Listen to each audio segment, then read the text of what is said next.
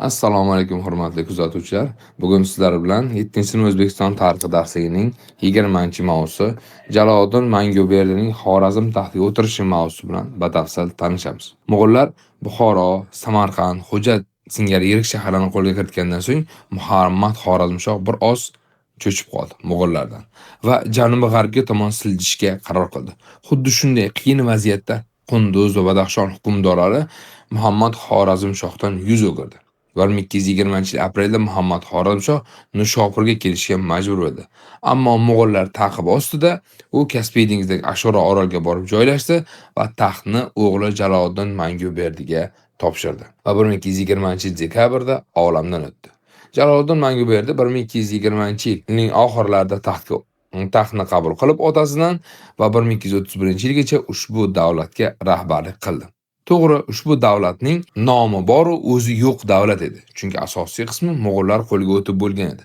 Ammo Moron nahrining asosiy qismi egallangandan so'ng Amudaryoning janubida joylashgan yirik shaharlar Balx, Hirot, Marv, G'azna shaharlarini saqlab qolish imkoni bor edi va aynan ular uchun Jaloliddin Manguberdi Mo'g'ullarga qarshi qattiq kurashlar olib bordi.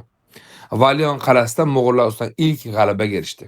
Bundan cho'chigan Chingizxon Jaloliddin Manguberdiga qarshi Shiki Xutuxu rahbariyatidagi 45 ming kishilik qo'shinni jo'natdi.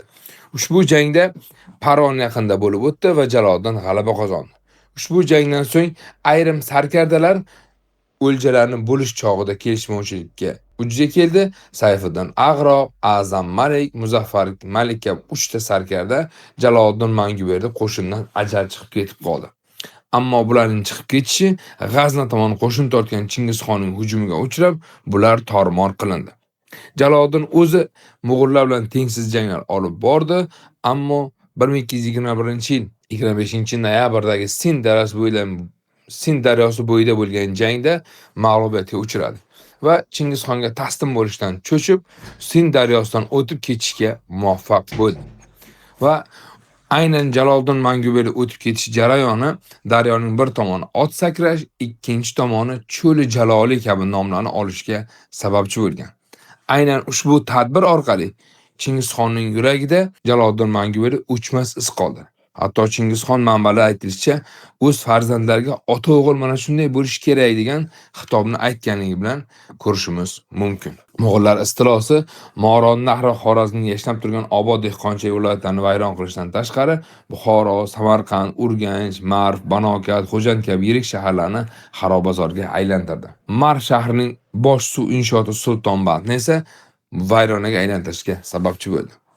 Mo'g'ullar Moronning asosiy shaharlarini topda vayronaga keltirgan bo'lsa, aynan ularning bosqini natijasida Xitoy, Hindiston, Turkiston, Kichik Osiyo, Yevropa bilan asosiy savdo yo'li sanalgan Buyuk Ipak yo'li ham harakatsiz qoldi. Mo'g'ullar bosqini aynan sharqda uzoq asrlar davomida rivojlanib kelayotgan qurol aslaha yasash, nafis ipak matolar to'qish, naqshli shisha sozlik kabi hunarmandchilikning noyob yo'nalishlari yo'q bo'lib ketishiga olib keldi. Mo'g'ullar bosqini mana shunday ayanchli oqibatlarga olib kelganligini ko'rishimiz mumkin. 20 mavzu haqida qisqacha fikrlarimiz shulardan iborat. E'tiboringiz uchun rahmat.